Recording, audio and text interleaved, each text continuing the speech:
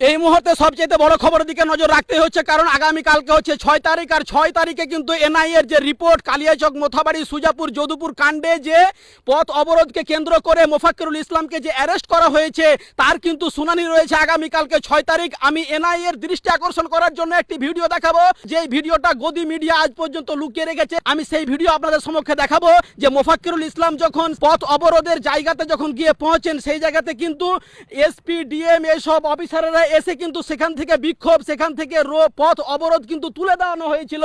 তারপরও উনাকে তাড়াও করে গিয়ে বাগডোগরা এয়ারপোর্টে গিয়ে অ্যারেস্ট করা হয়েছে। সেই পথ অবরোধ কিন্তু তুলে দেওয়ানো হয়েছিল। সেই ভিডিওটা আপনাদেরকে দেখাবো, আপনারা দেখেন। দেখুন এখানে আমাদের এডিএম সাহেব আর এসপি সাহেব আছে। চাপাচাপি করে কি রেজাল্ট শুনবি না নাকি? ডিএম সাহেবকে দিচ্ছি, ওরা কি বলছে, তোরা যা বলবি আমি তো বলছি। আজকে আপনারা সকাল থেকে অনেক জিনিসগুলো বলেছেন। আমি আপনাদের যে দাবিগুলো ছিল সবকটা নোট করেছি আমার ফোনে। আমি চাইছি 4 দিনের মধ্যে এই সমস্যার একটা সলিউশন আমরা আপনাদের কাছে যেটাই আছে, এটাই উত্তরবঙ্গ থেকে জানানো হবে যে কিভাবে জিনিসটাকে তাড়াতাড়ি